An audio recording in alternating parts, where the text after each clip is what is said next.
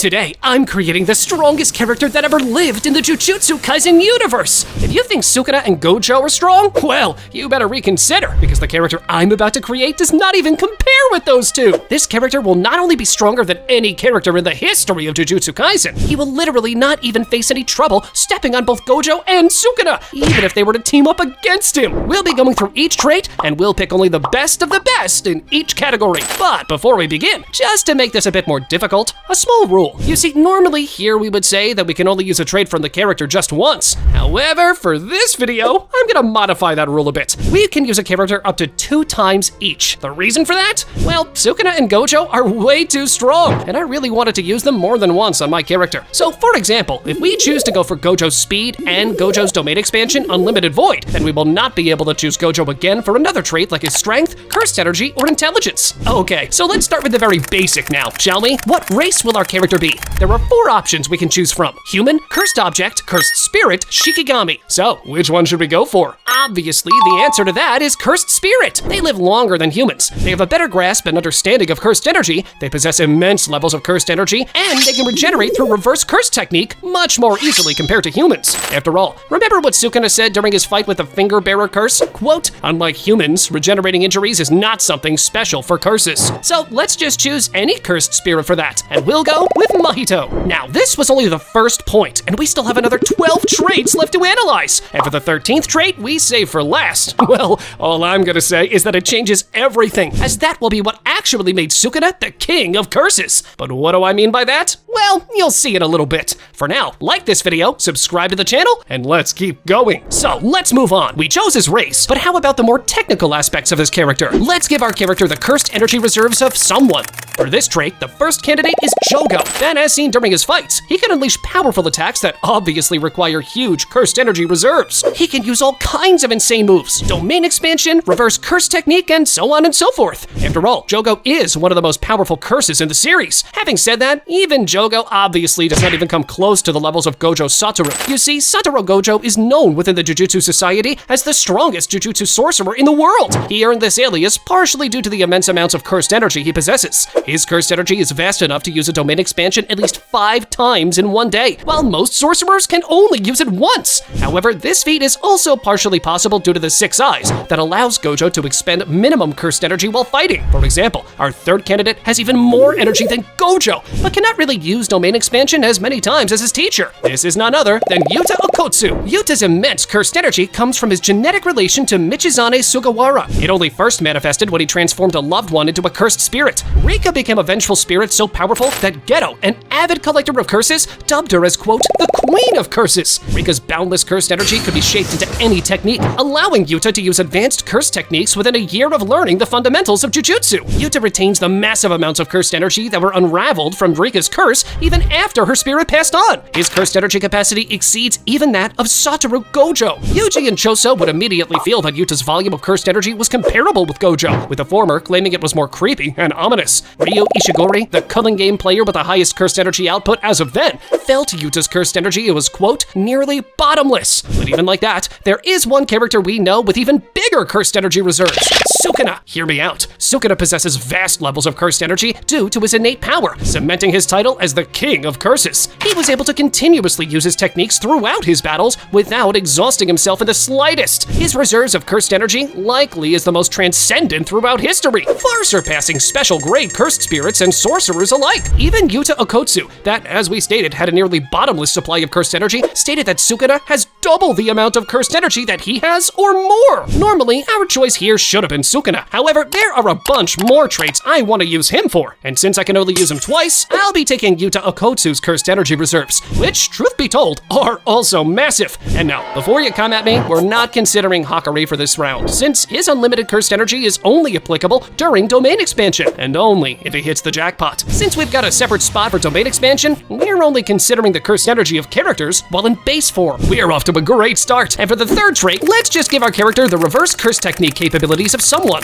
Here's where things get a bit tricky. And why is that? Well, hear me out. The first candidate we can consider is Hakari. That while hitting the jackpot in domain expansion, his reverse curse technique becomes fully automatic, and quite honestly, pretty insane. However, just like the previous point, this is more of a trait of his domain expansion rather than a feat of base form reverse curse technique. The second candidate is Yuta Okotsu, where he can not only use reverse curse technique to heal himself, but also heal others, something even more rare than the ability to use reverse curse technique to begin with. The next candidate is Gojo Satoru, where during his fight with Sukuna, he was seen using this ability multiple times, even growing his arm back in an instant. Similar capabilities for reverse curse technique were shown by Sukuna as well. But once again, since I'll be using both Gojo and Sukuna twice later on in the video, we're just gonna have to discard those two for this trait. That leaves us with the two candidates I actually believe are the main candidates. The first is Jogo, that again is one of the strongest curses in the show. He was able to literally heal his freaking head when Sukuna slashed it, something that would normally kill even the most proficient human users of reverse curse technique. Also, when Gojo fought and completely destroyed him, nothing was left of him besides his head. And even like that, Jogo survived and later on made a full recovery. However, again, this is where it gets tricky. Jogo is a prime candidate of reverse curse technique when it comes to curses, but when it comes to humans, Shoko was said to be the best reverse curse technique user, among humans that is. So if we are to assume that our character is a curse, as we said in the first point, then normally our character will have a heightened ability to heal himself through reverse curse technique. Think of it this way. How strong Shoko's reverse curse technique would be if she were to become a curse? Now we have to compare this with Jogo and decide which one to choose for this ability. I'll be honest, I lean more towards Shoko, where literally her entire life she's only been using reverse curse technique to heal others. After all, this is her role in Jujutsu High. Having said that, this point is pretty debatable, so let us know what you think in the comments down below. Should we have taken Jogo or Shoko for this point? Well, no matter what, hold on, because we're just getting started. Being such a strong sorcerer, naturally we have to give our character a curse technique. Here, we should obviously go for Itadori, right? Nah, seriously, Itadori's not even considered. My guy is the main character, and we still wait for him to display a technique other than left, right, good night. Okay, so here there are plenty of incredibly strong curse techniques to choose from. The actual first candidate we are considering is Oraume, where her innate ability allows the user to create and manipulate ice. It can range from small to large quantities depending on the desired utilization. Even though this does not sound all that special, believe me, in the hands of the right user, this can be incredibly lethal. Next, we have Yuki Tsukumo and her innate technique that allows her to grant virtual mass to herself and her Shikigami, Garuda. The mass added to Yuki and Garuda's attacks give them devastating destructive force, capable of effortlessly exercising a special grade curse. During her fight with Kenjaku, Yuki used her innate technique to transform into a black hole with the potential to destroy the world itself. The only reason this did not happen was because Yuki suppressed its power in order to prevent a catastrophe. From the teacher to the student, Aoi Dodo. His innate technique that goes by the name Boogie Woogie allows him to switch the positions of anything with cursed energy within his range with a clap of his hands. He can change himself out of the location of another person or switch to different parties other than himself as well. Though a clap is required to trigger the ability, he does not have to clap both of his hands specifically, as Toto was shown triggering Boogie Woogie by clapping Mahito's hand with his own. But wait, we still have another 6 candidates, one of which is, of course, Choso and his innate ability of blood manipulation. The combo ancestor controlled by Kenjaku mixed his blood with the human and cursed spirit that resulted in the death painting wombs. This allowed Choso to inherit blood manipulation and train it to its fullest extent. Choso is a master, constantly using this technique to manipulate his own blood and utilizes it in nearly every facet of his combat arsenal. This ability is so strong that it made the Kamo clan one of the 3 great families in Jujutsu Kaisen. Next is Geto Suguru and his cursed spirit manipulation, where the user can control an abundance of cursed spirits. Dominated curses are absorbed into small black orbs that Suguru must ingest orally in order to use. If the difference in grade is more than 2 levels, Suguru can absorb a curse with no consequences. He's also able to absorb other sorcerers' curses as long as he kills the master first. All I will say is that Kenjaku did not randomly possess the body of Geto. This ability is as overpowered as it gets. Next in line, we have Megumi and his 10 Shadows technique,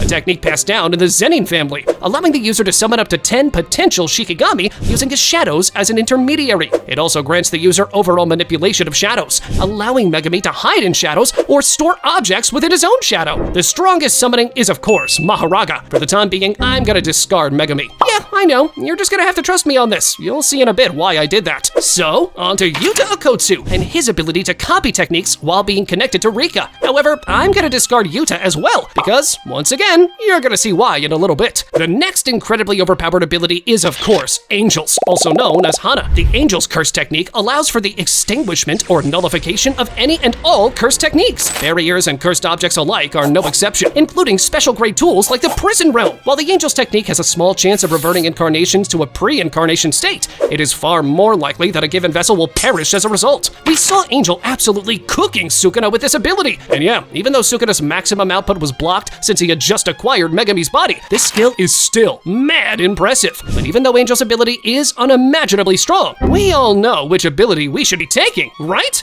This is none other than Gojo's combination of 6 Eyes and the Limitless. At the base level, Limitless is an innate technique which is derived from the Gojo family. This technique grants its user nigh absolute control over space through cursed energy manipulation at an atomic level, resulting in multiple subsequent results and techniques within the overall ability. Combined with the 6 Eyes, Gojo becomes as strong as it gets. Having given our character a curse technique, let's give our character a domain expansion next as well. Here, I should point out that normally a curse technique and the corresponding domain expansion typically go together. However, for the purposes of this video, and to make it even more interesting, let's assume we can choose any domain expansion we want, unrelated to what curse technique we chose a few moments ago. Even though there are plenty of incredibly overpowered domain expansions to choose from, we will only present the 4 strongest ones. The first of which is Higuruma's domain expansion, Deadly Sentencing. This domain expansion manifests a small courtroom domain surrounded by guillotines, where he and his opponent are placed on podiums standing across from one another. This domain does not use a guaranteed hit. Instead, anyone inside is simply forced to follow its rules. Violence is not permitted in the domain, and anyone who tries to engage will be returned to their podium. Inside the courtroom, Judgeman floats behind the caster of the domain, who acts as the prosecution. Hiromi's opponent is the defendant, and the Judgeman knows everything about everyone inside the domain. Hiromi does not receive any information from Judgeman, just evidence the Shikigami submits for deliberation. The evidence is not conclusive, and the defendant is not told what's inside. While inside the domain, the defendant is put on trial by the Judgeman, and the verdict depends solely on the arguments they make with Hiromi. The defendant's goal is to dispel all doubt and earn a pronouncement of innocence from Judgeman. Both the defendant and the prosecution have just one chance to make a statement before Judgeman delivers a verdict. The defendant has 3 options: silence, confession, and denial, after which Hiromi has a chance to offer his rebuttal based on the evidence he was given. All of these rules must be explained as per a binding vow on the domain. A guilty verdict can result in Judgeman confiscating their ability to control cursed energy. However, as stated by Higuruma himself, the crime which the Judgeman will choose to put the defendant on trial for is random. So in the end, even if the opponent is trapped inside this domain, they may be trialed for something trivial, and thus the result not be deadly. Not only that, but as displayed with Sukuna's case, the judgment might be passed on to a cursed tool instead of the culprit himself. The second domain expansion worth mentioning is Hakari's domain expansion, Idle Death Gamble. If the user manages to hit the jackpot, then for the next 4 minutes and 11 seconds, the user enjoys an unlimited supply of cursed energy, making it possible for the user to even have a fully automatic reverse curse technique always active. But since this is a gamble, let's just go for another ability instead. Here, we could go for Sukuna's domain expansion, Malevolent Shrine. However, I want to use Sukuna for another 2 traits next, and because of that, we'll be going for the obvious one, Gojo's Unlimited Void. Instead, this domain bombards the user with an infinite amount of information to the point that the user sustains severe brain damage. It's considered among the strongest, if not the strongest domain expansion in Jujutsu Kaisen. For the 6th trait of today's video, let's give our character the superhuman strength of someone. Normally here, the first candidate would have been Mahoraga. However, since it's not a separate character per se, as he's more of a summoning and a part of Megumi's ability, let's just go for an actual character instead. The first option is Itadori Yuji, that displayed insane feats of physical strength throughout the series. However, the one we'll be choosing is none other than Toji Zenin. Toji possesses a superhuman degree of physical strength, enough so to effortlessly yank Playful Cloud from Maki's hands, another person with great physical gifts. Using Playful Cloud, a tool that depends on physical strength, Toji was able to easily smash through Dagon's hardest Shikigami. With another curse tool, he was able to cut through Suguru's toughest curse, and use his bare hands to defeat Takuma Ino's face so badly he almost died. Oh, and all of that without a trace of cursed energy. Straight up throwing hands in a world dominated by cursed energy. We covered strength, so how about speed next? Here we have 5 candidates. The first is Naobito Zenin, where, as we saw, his speed was something else. However, as we saw, not even he was anything special when faced in front of Jogo, that absolutely destroyed him without even breaking a sweat. Some could argue that Naobito was exhausted at this point. However, I do believe that Jogo's speed was still on another level. As a result, for the time being, we have Jogo for speed. But hold on, because we still have the best candidates ahead. The next 2 candidates are both Toji and Maki. Both are around the same level of speed, which is said to be supersonic, as displayed when Maki was able to move faster than even Noya's cursed spirit. If we had to say which one was faster, even though debatable, then maybe we could argue that that Toji is still a little bit faster than Maki. So, who should we choose? Toji or Jogo? Honestly, none of this matters. And why is that? Because the next character is even faster than all the ones we mentioned so far. We'll leave Sukuna and Gojo out for this round, since Gojo's already been used twice already, and Sukuna's still going to be used later in the video. So the character we choose is Kashimo. The only reason Sukuna was able to dodge Kashimo's attack was because Sukuna was able to predict Kashimo's attack, and thus dodge in time. Kashimo's main trait is his unhuman speed that allows him to dominate opponents even while in base 4. For the 8th trait of this video, let's give our character the durability of someone. Okay, here. Once again, we're not considering Mahoraga for similar reasons we did not in previous rounds. So our choice, Yuji Itadori. Yuji's durability surpasses the average sorcerer. He was able to continuously take hits from Choso during their fight, and even piercing blood. An attack moving at the speed of sound didn't even pierce Yuji immediately. He was also able to withstand numerous attacks from Mahito in his instant spirit body of distorted killing form and continue fighting. After Sukuna took control over Megumi's body, he punched Yuji through multiple buildings. And Yuji?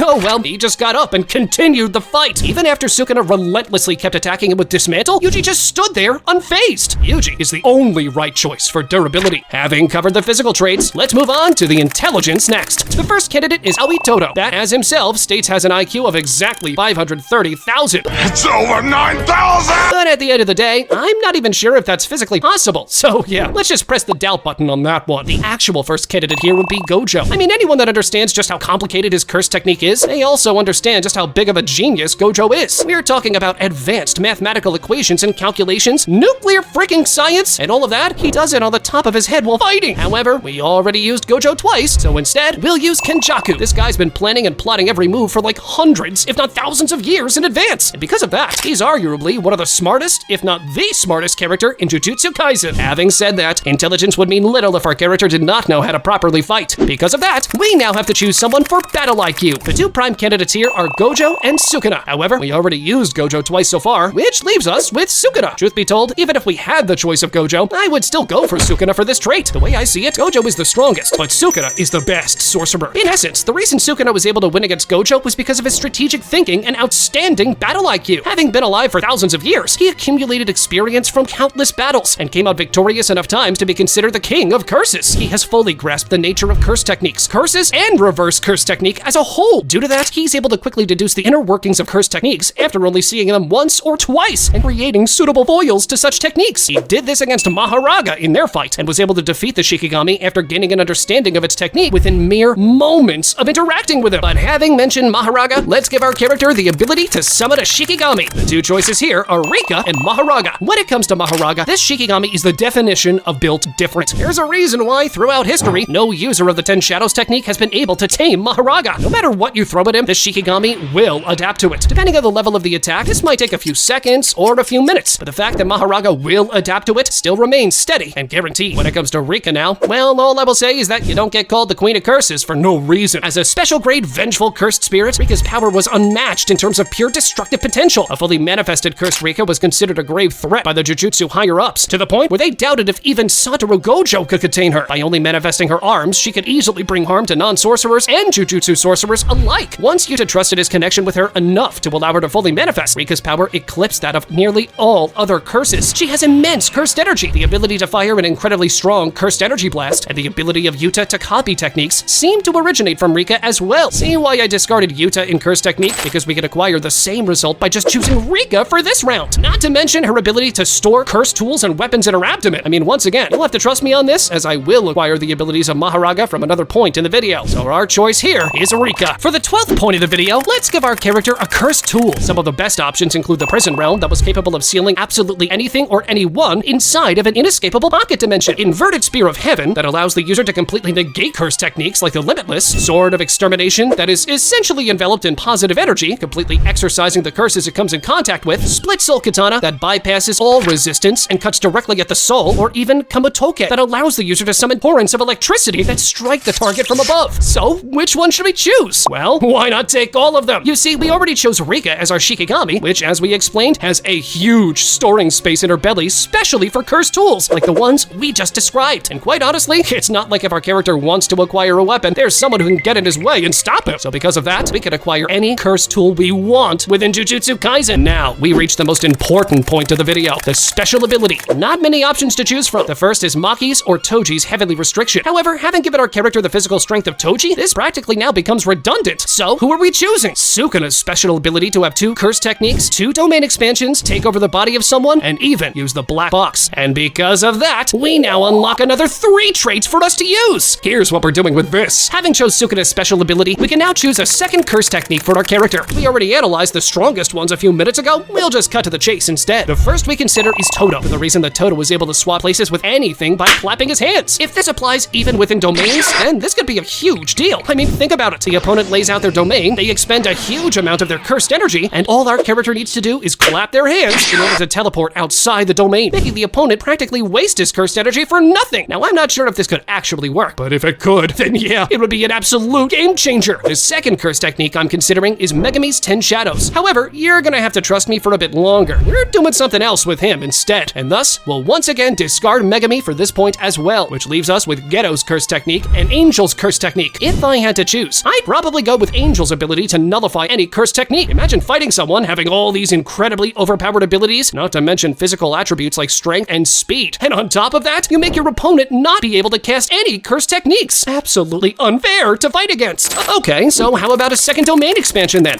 Well, here, I would probably have to go for Higuruma's that, even though it does have certain drawbacks, like the uncertainty of the crime the defendant will be trialed with, or the detail about the penalty being passed to a cursed tool instead, I still think that this ability is incredibly overpowered when pushed into a corner. Not that our character would ever even need it, but you know, just saying. And finally, let's see which body will have our character take over. Here, I will finally reveal why I kept rejecting Mahoraga and Megumi throughout the video, because with this trait, by having our character take over Megumi's body, we gain access to both the 10 Shadows technique as well as Mahoraga. Since you enjoyed this video, click on this one as well, where we explain what would have happened if Toji Zenin fought against the strongest curses we saw so far in Jujutsu Kaisen. Go on, check it out!